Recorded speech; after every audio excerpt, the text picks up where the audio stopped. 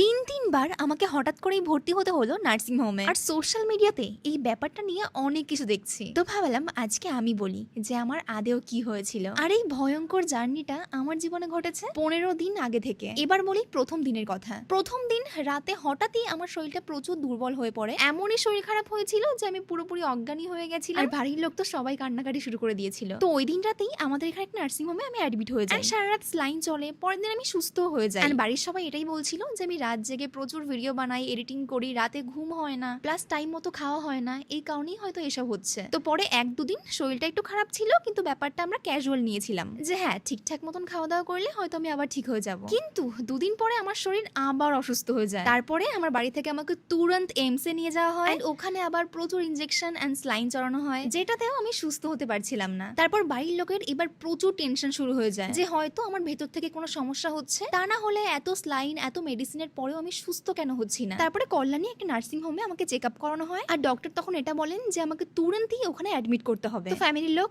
একবারও ভাবেনি, আমাকে সঙ্গে সঙ্গে ওখানে অ্যাডমিট করা হয়। আর এই মুহূর্তে আমার হচ্ছিল প্রচন্ড বমি, আমি কিছুই খেতে পারছিলাম না, মানে শরীর ওইদিকে একদমই উইক, আর এদিকে আমি খেতেও পারছি না, মানে বুঝতেই পারছো আমার সিচুয়েশন। আর সেখানে গিয়ে প্রথম তো আমরা এই পার্সোনাল কেবিন পাচ্ছিলাম না, আর আমি এটাই শুনছিলাম যে আমাকে একা থাকতে হবে, মানে ফ্যামিলির কাউকে আমার সাথে অ্যালাউ করবে না। আর সেটা শোনার পর আমি আরো প্রচন্ড ভাবে ভেঙে পড়ি। কিন্তু তখনই হয়তো মহাদেবের আশীর্বাদে একটা পেশেন্টের ছুটি হয়ে যায়, আর আমি এই পার্সোনাল কেবিনটা পেয়ে যাই, যার কারণে প্রথম দিন থেকেই আমার সঙ্গে আমার মা এখানে থাকতে পেরেছে। আর আমি এখানে প্রায় 1 সপ্তাহ অ্যাডমিট ছিলাম। 1000 রকমের চেক আপ, 1000 রকমের ইনজেকশন এন্ড 1000 রকমের ব্লাড টেস্ট। তারপরে এটাই ধরা পড়ে যে আমার হচ্ছে ফুড পয়জন। হ্যাঁ, এই যে তোমরা দেখো যে ঘুরতে গিয়ে আমরা এটা সেটা খাই, তো সেখানে গিয়ে কোনো এক জায়গার জল বা খাবার আমার শুট করে, মানে ওটাতেই হয়ে গেছে আমার ফুড পয়জন। আর তার কারণে আমার লিভারেও সমস্যা শুরু হচ্ছিল, কিন্তু খুব লাকিলি খুব তাড়াতাড়ি আমার চেক আপ হয়ে যায়। এন্ড সমস্যাটা খুব বড় হওয়ার আগেই আমার খুব ভালোভাবে ট্রিটমেন্ট হয়। এন্ড প্রায় 1 সপ্তাহ আমি এই নার্সিং হোমে অ্যাডমিট থাকার পর আজকে বাড়ি ফিরেছি। এন্ড যদি আমায় জিজ্ঞাসা করো তুমি এখন কেমন আছো, তাহলে আমি বলবো যে এখন আমি পুরোপুরি সুস্থ হইনি, বাট হ্যাঁ আগের থেকে